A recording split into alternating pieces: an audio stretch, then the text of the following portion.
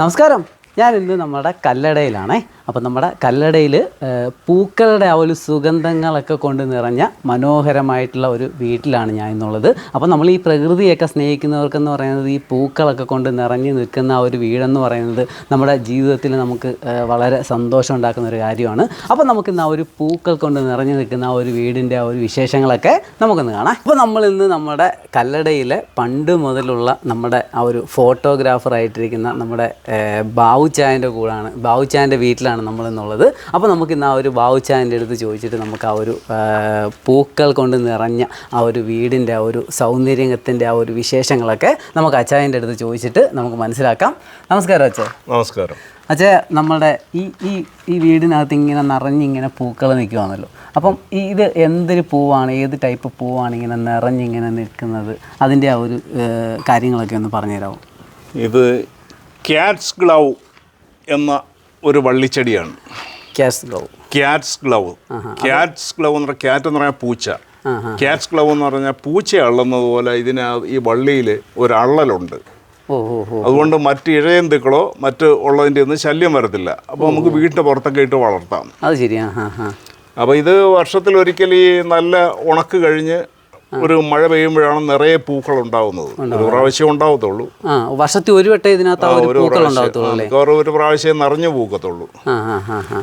അപ്പോൾ ഇതിപ്പോൾ എത്ര വർഷം പഴക്കമുള്ള ഒരു ചെടിയായിരിക്കും? ഇതിപ്പോൾ ഒരു 10 വർഷമെങ്കിലും പഴക്കമുള്ളതാണ്. 10 വർഷം കൊണ്ട് ഇങ്ങനെ പൂക്കുന്നുണ്ട്. ഇത്രയും മനോഹരമായിട്ടുള്ള രീതിയിൽ ഇങ്ങനെ പൂത്തിങ്ങനെ കിടക്കുന്ന. അതെ അതെ. അപ്പം ഈ അതിൻ്റെ കൂട്ടത്തിൽ നട്ടേക്കുന്ന ചെടിയാണോ ഇതൊക്കെ? വളരെ നേരത്തെ ഉള്ളതാണ്. എനിക്ക് ഏറ്റവും ഈ ചെടി എന്ന് പറയുന്നത് ഫേവറേറ്റ് ആയിട്ടുള്ളത് അഡീനിയം ചെടിയാണ്. ഇത് എത്ര വർഷം പഴക്കമുള്ള ചെടിയാണ്? അതൊരു 15 വർഷമെങ്കിലും പഴക്കം കാണും. എനിക്ക് തോന്നുന്നു ഈ അഡീനിയം ചെടിയുടെ പൂവിനെക്കാട്ടിലും ഭംഗി അതിന്റെ ചെവട് ഗോഡക്സ് എന്ന് പറയും. എൻ്റെ ചെവടിനാണ് ഏറ്റവും, അതിന്റെ സൗന്ദര്യമാണ് ആസ്വദിക്കപ്പെടേണ്ടത്. ഇത് 10 വർഷം പഴക്കമുള്ളതാണ്. 15 വർഷം. 15 വർഷമെങ്കിലും പഴക്കം കാണും. അപ്പൊ ഇത്രയും പഴക്കമുള്ള ചെടിയൊക്കെ അഡീനിയം ഒക്കെ പണ്ട് മുതലേ നമ്മുടെ നാട്ടിൽ വന്നിട്ടുണ്ടോ? ഇതിനെക്കുറിച്ച് താല്പര്യവും അറിവും ഉള്ളവന് എവിടുന്നും കിട്ടും, എന്നും കിട്ടും. ആഹാരത്തിനോട് താല്പര്യമുള്ളവൻ ആഹാരം ഉള്ളിടത്ത് എത്തും, ചെടിയോട് താല്പര്യമുള്ളവൻ ചെടിയുള്ളിടത്ത് എത്തും. അപ്പം ഇതും അടീനിയത്തിന്റെ വേറൊരു ഇനോ അല്ലേ? ഇത് ഒരുപാട് കളറുകളുണ്ട്. പിന്നെ എതള് കൂടുതൽ ഡബിൾ പെറ്റൽ എന്ന് പറയും. ഇതൊക്കെ എത്ര വർഷം പഴക്കമുള്ളതായിരിക്കും? ഇതൊക്കെ ഒരു 10 വർഷമൊക്കെ പഴക്കം കാണും. ഇത് ഡബിൾ പെറ്റൽ അടീനിയമാണ്. അതിന് വില കൂടുതലാണ്. പൂ എത്ര നാളത്തേക്ക് നിൽക്കുമായിരിക്കും? അതൊക്കെ 1 മാസമൊക്കെ നിൽക്കും. 1 മാസമൊക്കെ ഒരു കുഴപ്പമില്ല നിൽക്കും അല്ലേ? നിൽക്കും. അതിനുള്ള ഒരു പ്രത്യേകത, ഇതിന്റെ വിത്തെന്ന് പറയുന്നത് ഇതാണ്. ഏതാ? ഇത് വിത്തിട്ടാണ് കിളിപ്പിക്കുന്നത്. ഇത് ഉണങ്ങുമോ വെച്ച്?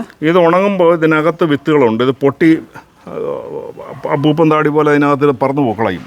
അതിന് ഉണങ്ങി വരുമ്പോഴത്തേക്ക് ഇത് പൊട്ടി വെളിയിൽ പോകാതിരിക്കാൻ നമ്മളത് കെട്ടി സൂക്ഷിക്കും. ഈ ഒരു ചെടിക്കൊക്കെ എത്ര രൂപയൊക്കെ വരുമായിരിക്കും നമ്മുടെ മാർക്കറ്റിൽ? ഈ കണ്ടീഷനിൽ ഒരു 10 രൂപയെങ്കിലും കൊടുക്കാതെ ഇത് കിട്ടത്തില്ല.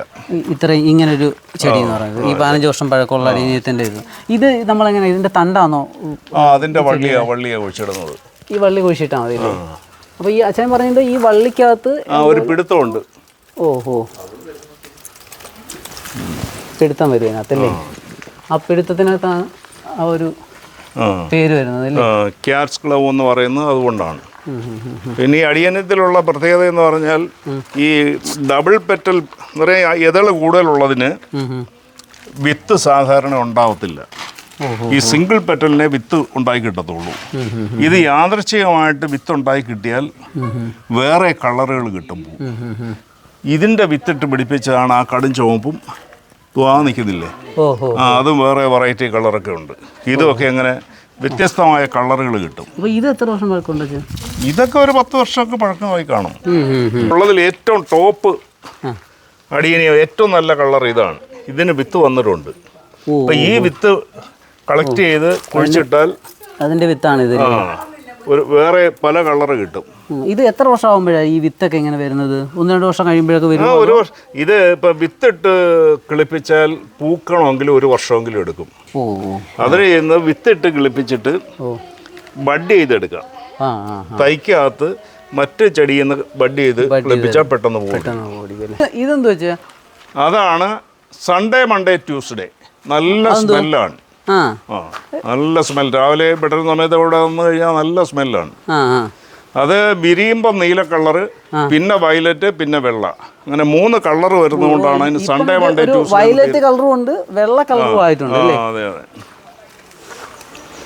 വയലറ്റ്, വെള്ള, പിന്നെ ഏത് കളർ ഏതാ? 3 കളർ.